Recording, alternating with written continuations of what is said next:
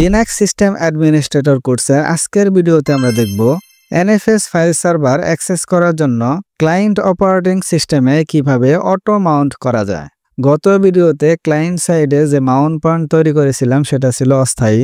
আজকে আমরা auto Mount তৈরি করব যাতে করে প্রত্যেকবার নতুন করে আমাদের মাউন্ট করতে না হয়। তো দেরি না করে চলুন শুরু করা যাক। প্রথমে আমরা ভিএমআর কোএক্সটেনশন সফটওয়্যারটা ওপেন করব। এখান থেকে সেন্টেস অপারেটিং সিস্টেমে আমরা এনএফএস ফাইল সার্ভার কনফিগারেশন করেছিলাম আর Red Hat Linux operating system থেকে আমরা এটা অ্যাক্সেস করেছিলাম।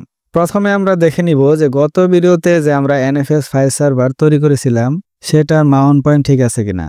তো এর জন্য এখানে আমরা লিখব শো মাউন্ট -e এবং আমরা জানি যে আমাদের ফাইল সার্ভারের আইপি অ্যাড্রেসটা হচ্ছে 121। এখন এটা লিখে এন্টার দিলাম। দেখেন এখানে আমার ফাইল সার্ভারের এখানে পাথটা দেখাচ্ছে এবং অ্যাক্সেস করতে পারবো কোন কোন আইপি দিয়ে, এটা রেঞ্জটা দেখাচ্ছে। তার মানে আমার ফাইল সার্ভার এখনো অক্ষত আছে, ঠিক আছে। তার একটু যাচাই করে নিই। এখান থেকে সেন্টেস অপারেটিং সিস্টেমে যাব। এখান থেকে দেখেন আমি যদি vim etc export এই ফাইলে ঢুকি তাহলে কিন্তু দেখেন আমি কিন্তু এই দুইটা লাইন দিয়ে আমি এনএফএস ফাইল সার্ভার কনফিগারেশন করেছিলাম।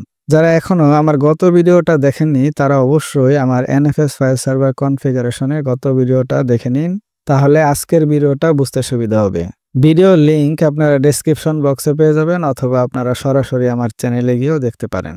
গত ভিডিওতে আমি যখন মাউন্ট পয়েন্ট তৈরি করেছিলাম তখন আমি বলেছিলাম যে সেই মাউন্ট পয়েন্টটা হচ্ছে অস্থায়ী, মানে অপারেটিং সিস্টেমটা যদি আমরা রিস্টার্ট করি তাহলে মাউন্ট পয়েন্ট চলে যাবে।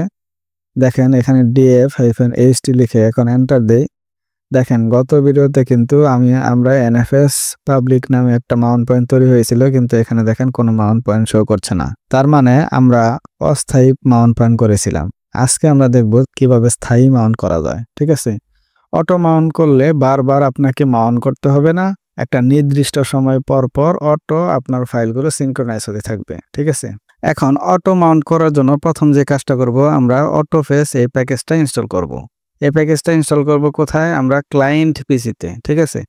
তো আমাদের ক্লায়েন্ট পিসি হচ্ছে রেড হ্যাট, এই কারণে এখানে লিখলাম ইউম ইনস্টল অটো এফএস লিখে -y মানে ইয়েস। এখন এন্টার দিব। এখানে দেখেন আমি যেহেতু রেড হ্যাট অপারেটিং সিস্টেম ব্যবহার করতেছি, এখানে দেখেন আমি সাবস্ক্রিপশন যে ইমেলটা দিয়ে করেছিলাম সেটা দিয়ে লগ ইন করি নাই। এর জন্য আমার ইন্টারনেট থেকে এটা ডাউনলোড হবে না, আমাকে লোকালি এটা ইনস্টল করতে হবে। তো আপনারা জানেন যে লোকালি ইনস্টল করার জন্য আমাকে মাউন্ট করে নিতে হবে df-ht দিয়ে। দেখেন মাউন্ট করার জন্য মাউন্ট, এখানে এই পয়েন্টটা মাউন্ট করব, এটা হচ্ছে ডেপ। আপনারা যদি সেন্টেস অপারেটিং সিস্টেম আর একটা ক্লায়েন্ট হিসেবে নেন তাহলে কিন্তু এই কাজটা করতে হবে না, কারণ সে অটোমেটিক সে ইন্টারনেট থেকে ডাউনলোড করা শুরু করে দিবে, ঠিক আছে। তো এখন মাউন্ট করব এখানে মিডিয়া, ঠিক আছে। মাউন্ট করে নিলাম। এখন আমি যদি এই ইউম ইনস্টল অটোফেস এটা দেই, এখন ডাউনলোড শুরু হয়ে যাবে। দেখেন আমার কিন্তু লোকালি এটা ইনস্টল হচ্ছে যেহেতু আমার সাবস্ক্রিপশন নেওয়া নেই, ঠিক আছে। তো কিভাবে লোকাল রিপোজিটরি তৈরি করে আপনারা প্যাকেজ ইনস্টল করতে পারবেন এটা নিয়েও কিন্তু আমার ভিডিও আছে, আপনারা চাইলে প্লেলিস্ট থেকে দেখে আসতে পারেন। ওকে, আমার প্যাকেজটা ইনস্টল হয়ে গেছে। এখন যে কাজটা করব সেটা হচ্ছে আমরা ইটিসি ডিরেক্টরি থেকে এই অটো মাস্টার এই ফাইলটা ওপেন করব, ঠিক আছে। এর জন্য এখন এখানে লিখব vim etc এখানে auto.master এই ফাইলটা ওপেন করব। এখন এখানে এন্টার দেই। আমার ফাইলটা ওপেন হয়ে গেছে। এখন এটা নাম্বার হিসাবে আমি যদি দেখতে চাই তাহলে :set_nu, এখন বাম পাশে নাম্বার চলে আসলো। এখন যে কাজটা করব সেটা হচ্ছে আমি 8 নাম্বার লাইনে এই nfs mount etc auto mount এই কমান্ডসটা আমি লিখে দিব, ঠিক আছে। তো এটা আমি কপি করলাম। কপি করার পরে আমি মানেটা একটু বুঝিয়ে দিব। এখানে কপি করে এখান থেকে আমরা জানি যে কোনো কিছু লিখতে হলে এখন ইনসার্ট মোডে দিতে হবে। ইনসার্ট মোডে যাওয়ার জন্য আই প্রেস করব। আই প্রেস করে এখানে আমি চলে যাব 8 নম্বর লাইনে, ঠিক আছে। তো 8 নম্বর লাইনে এখানে আমি পেস্ট করে দেই। আর এই হ্যাশ থাকলে তো এটা কাজ করবে না, আপনারা জানেন। তো হ্যাশটা আমি তুলে দিব। ঠিক আছে? এখন আমি মানেটা বোঝাই যে এখানে দেখেন যে রুট এনএফএস মাউন্ট, এখানে এই নামে আমাদের মাউন্ট হবে। এখানে আপনারা যে কোনো নাম দিতে পারেন, কোনো সমস্যা নেই। আর এখানে যে ইটিসি ডিরেক্টরি যে অটো মাউন্ট ডট এনএফএস এই ফাইলটা দেখতেছেন, এই ফাইলটাই এই মাউন্ট পয়েন্টের সবকিছু দেখবে, অর্থাৎ এটার সিকিউরিটি এবার এটার কনফিগারেশন এটা সবকিছু দেখবে। আর এটা হচ্ছে টাইম আউট 30 সেকেন্ড দিয়ে দিলাম, যাতে করে সে 30 সেকেন্ড পরে পরে সে ফাইলগুলো সিনক্রোনাইজ হবে। কারণ আপনারা জানেন যে ফাইল যদি একবারে সবসময় সিনক্রোনাইজ হতে থাকে তাহলে কিন্তু আপনার হার্ডওয়্যারের উপরে একটা প্রেশার তৈরি করবে, ঠিক আছে? তো এই কারণে আমি চাচ্ছি যে 30 সেকেন্ড পরে পরে সে মাউন্ট মানে সিনক্রোনাইজ হবে, ঠিক আছে? আর এখানে কোন আইপিতে মাউন্ট হবে, কোন পাতে মাউন্ট হবে, এগুলো সবকিছু আমি ডিক্লেয়ার করব এই অটো মাউন্ট এনএফএস এ। এখনো কিন্তু আমি অটো মাউন্ট ডট এনএফএস এই নামে কোনো ফাইলই তৈরি করিনি, ঠিক আছে? তো এই কারণে এখন এখান থেকে আমি বের হয়ে যাব, এটা সেভ করে দিই, ডট এক্স এটা দিয়ে সেভ করে দিব। আর অটো মাউন্ট ডট এনএফএস ফাইলটা আমি এখন ক্রিয়েট করব, ঠিক আছে? তো এখন এখানে এন্টার দেই। এখন আমরা ভিআইএম দিয়ে আমি যে ফাইলটা ক্রিয়েট করেছি যে অটো মাউন্ট ডট এনএফএস এটা ওপেন করব, ঠিক আছে? ওপেন করলাম। এখানে দেখেন আমি যদি আরেকটু ভালো করে বুঝাই যে এখানে দেখেন নোট দেওয়া আছে যে এটা হচ্ছে মাউন্ট পয়েন্ট। এই মাউন্ট পয়েন্টে আপনি যে কোনো কিছু মাউন্ট করেন না কেন, আপনি সিডি ডিভিডি মাউন্ট করে রাখতে পারেন অটো। আর এই মাউন্ট পয়েন্টের যে ডিক্লারেশনটা দিবেন সেটা হচ্ছে এই ফাইলে, ঠিক আছে? এটাকে কি বলে? ম্যাপিং বলে। আমরা কিন্তু উইন্ডোজ অপারেটিং সিস্টেমেও কোনো কিছু যদি আমরা শেয়ার করি কোনো ফোল্ডার, তখন কিন্তু আমরা ম্যাপিং করতে হয়, ঠিক আছে? সেই ম্যাপিংটাই হচ্ছে এটা। আমরা পরবর্তী ভিডিওতে আমরা দেখব যে এনএফএস ফাইল সার্ভারটা আমরা উইন্ডোজ অপারেটিং সিস্টেমেও কিভাবে ম্যাপিং করার মাধ্যমে আমরা অ্যাক্সেস করতে পারি, ঠিক আছে? তো এখন যে কাজ করব সেটা হচ্ছে আমরা যেহেতু এই একটা নতুন ফাইল ক্রিয়েট করলাম যে অটোমাউন্ট ডট এনএফএস, এই অটোমাউন্ট ডট এনএফএস এ একটা কাজ করতে হবে। সেটা হচ্ছে এখানে দেখেন আমরা যে ডিরেক্টরিগুলো তৈরি করেছিলাম যে প্রাইভেট এবং পাবলিক, ঠিক আছে? তো এখানে আমরা এর অ্যাক্সেস গুলো দিয়ে দিব যে রিড অনলি এবং রিড রাইট, এখানে সিনক্রোনাইজ হবে। আর এখানে ফাইলের ফরম্যাটটা অর্থাৎ কোন ফরম্যাট আছে NFS4, ঠিক আছে? এখন যে কাজটা করব সেটা হচ্ছে আমরা এই দুইটা লাইন আমরা কপি করব, কপি করে এখানে পেস্ট করে দিব। দেখেন এখন এখানে আপনারা বুঝতে হবে যে এই জিনিসটা আমরা কি লিখেছি, ঠিক আছে? তো এখানে দেখেন এখানে প্রাইভেট আপনারা যে কোনো নাম দিতে পারেন, যেহেতু আমরা প্রাইভেট ফাইলগুলো শেয়ার করব এজন্য আমরা প্রাইভেট নাম দিলাম। এখানে দেখেন রিড অনলি অর্থাৎ প্রাইভেটের জন্য সে শুধুমাত্র রিড করতে পারবে, সে ডিলিট করতে পারবে না, রিমুভ করতে পারবে না, ঠিক আছে? আর এখানে হচ্ছে NFS4 এটা হচ্ছে ফাইলের ফরম্যাটটা। আর এখানে দেখেন আমরা আইপি অ্যাড্রেসটা চেঞ্জ করতে হবে, যে আমরা আইপি অ্যাড্রেসটা আমাদের এখানে ফাইলের যে আমরা তৈরি করেছিলাম ফাইল সার্ভার 192.168.74.121 এটা আমরা উপরে দিয়ে দিব। এটা হচ্ছে আমার ফাইল সার্ভার, ঠিক আছে?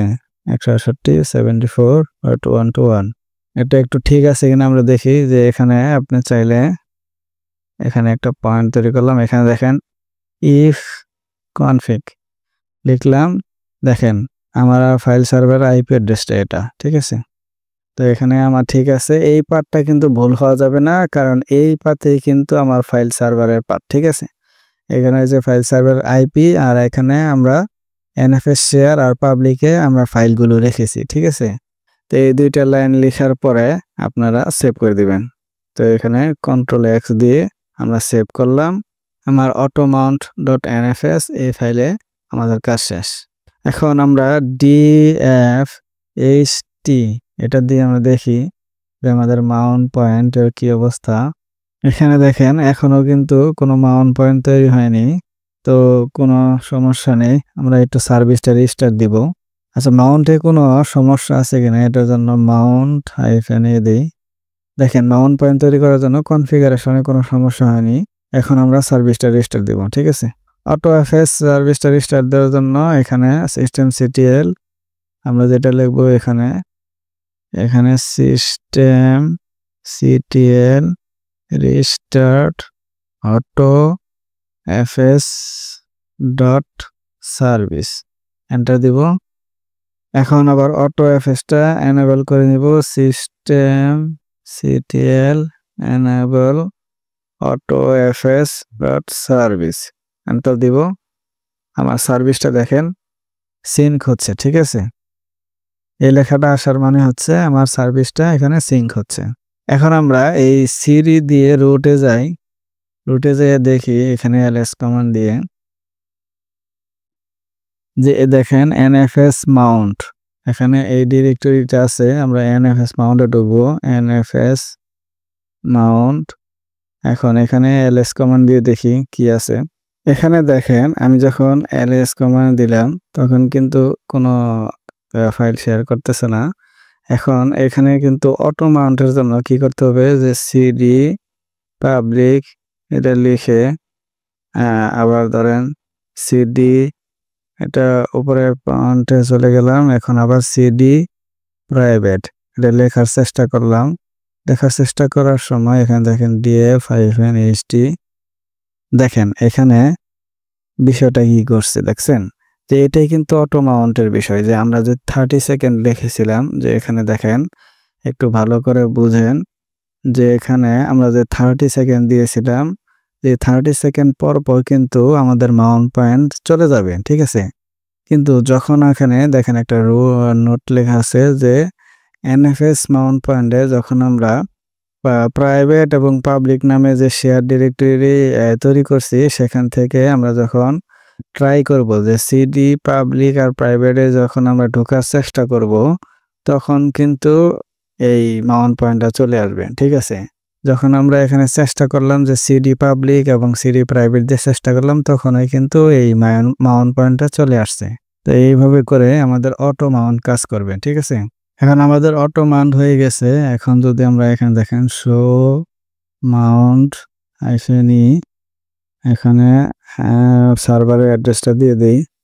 দেখেন আমার মাউন্ট পয়েন্ট হয়ে গেছে। এখন যেহেতু আমরা প্রাইভেটে আছি, এখানে দেখেন এলএস কমান্ড দেই, দেখেন আমার ফাইল প্রাইভেট টু এখানে কিন্তু চলে আসছে।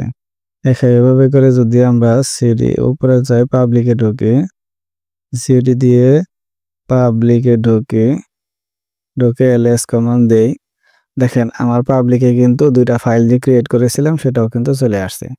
এখন আর রিস্টার্ট দিলেও কিন্তু আমার এই মাউন্ট পয়েন্ট চলে যাবে না। গত ভিডিওতে দেখেছিলাম যে রিস্টার্ট দিলে আমার মাউন্ট পয়েন্ট চলে গেছিল। তো এখানে df-ht এটা লিখলাম, এখানে দেখেন মাউন্ট পয়েন্ট। এখন আমরা রিস্টার্ট দিব, ঠিক আছে। তো রিস্টার্ট দেই, রিস্টার্ট। দেখেন আমরা রিস্টার্ট দিলাম। এখন টার্মিনালটা ওপেন করি। এখন দেখি যে আমার মাউন্ট পয়েন্ট আছে কিনা। এখানে দেখেন df-ht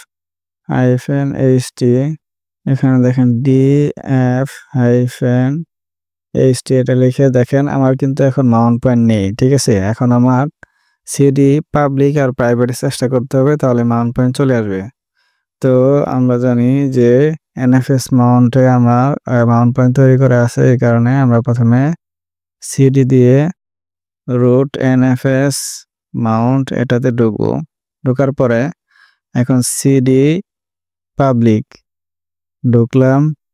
এখান থেকে আবার ব্যাক করি, ব্যাক করার পর আবার সিডি প্রাইভেট একটু ট্রাই করি।